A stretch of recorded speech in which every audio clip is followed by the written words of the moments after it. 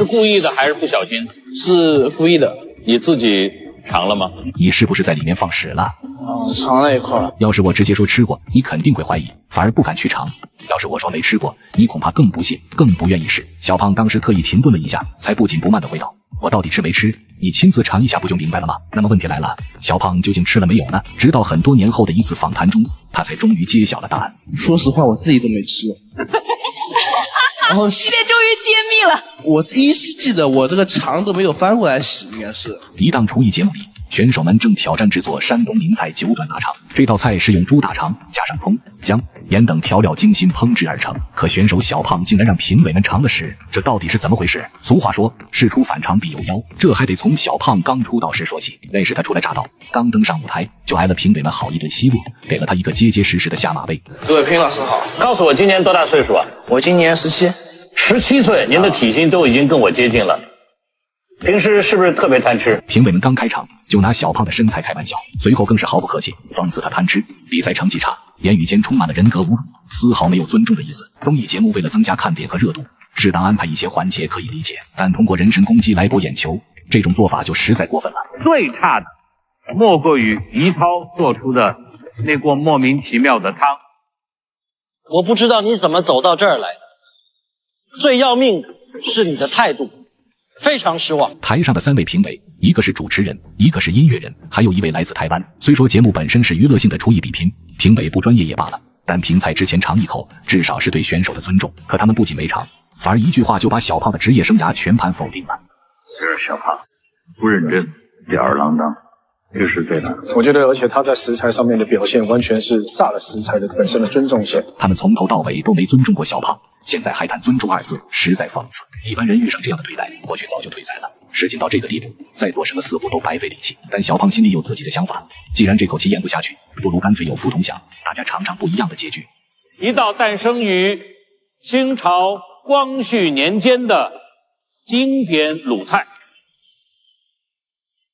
九转大肠。老话说君子报仇，10年不晚。可要是未成年人想报复，那胆子可就没边了。与其这样被人不公平的淘汰，不如干脆趁这个机会把那3个祸害一并解决。节目规则写得清清楚楚，想淘汰我就必须先吃我做的菜，要是不肯吃，那就没资格让我出局。也正巧，这次节目安排的任务就是做9转大肠。本来一切还在计划之中，可谁能想到评委们居然提出了一个更过分的要求：你们必须要还原这道菜，不仅仅是它的形状，还有大肠的味道。我们常说刺身要保留食材本味，可做大肠居然也要求保留原味，这还真是头一回听说。大肠的原味除了那股一言难尽的腥骚味，还能是什么呢？这么离谱的要求，小胖也是第一次碰到。要知道，之前他做的西瓜汤就曾被评委批评破坏了食材的原味，可这次却是评委主动提出必须保留大肠本身的味道。于是小胖二话不说，动手就做。大肠不洗就直接下锅，边煮边反味，边反味边继续煮。更绝的是，为了追求极致的原汁原味，他当着评委李宗盛的面，把煮大肠的水也倒回锅里，大火收汁之后，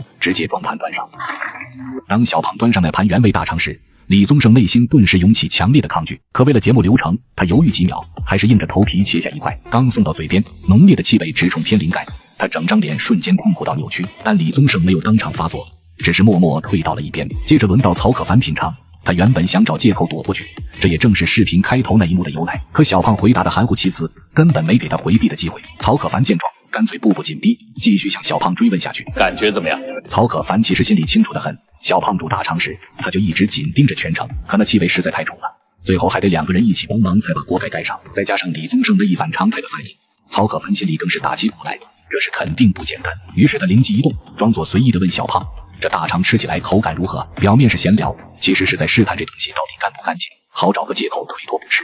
我去除了大部分的肠的腥味，但是我保留了一部分。我觉得保留了一部分肠的味道，才知道你吃的是大肠。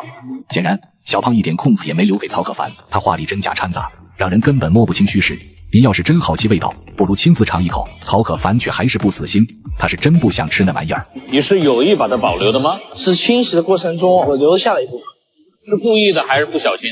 是故意的。自始至终，小胖从没明说大肠里有什么，可他每个动作、每个反应都在暗示那个不言而喻的秘密。曹可凡哪会不明白？他心里清楚得很，这肠里恐怕真有料。10000个不愿意往嘴里送，可节目规则就摆在那儿，不尝就没法点评，不点评就不能淘汰小胖。想让他出局，非得咽下这一口不可。眼看别无选择，曹可凡只好拿起餐具，颤巍巍地切下一小块，还特意避开内壁，像是避开某种隐秘的存在。但他忘了，小胖煮的时候，整根大肠早已在锅里翻滚了个透，哪还分什么内壁外壁？恐怕每一寸都入味至深。肠子刚一入口，难以形容的气味猛地炸开，直冲天灵盖。曹可凡眼泪当场就飙了出来，脸色发青，龇牙咧嘴，却硬是一个字也没吐出来。那一刻，他也许在后悔，也许在痛恨自己的大意，但退路早已没有了。再看小胖，脸上掠过一丝计划得逞的窃笑，仿佛一切尽在掌握。接着轮到第3位评委，果然他才尝一口就几乎崩溃，唇齿间那萦绕不散的余韵让他瞬间明白了自己的处境。奇怪的是，他也未声张，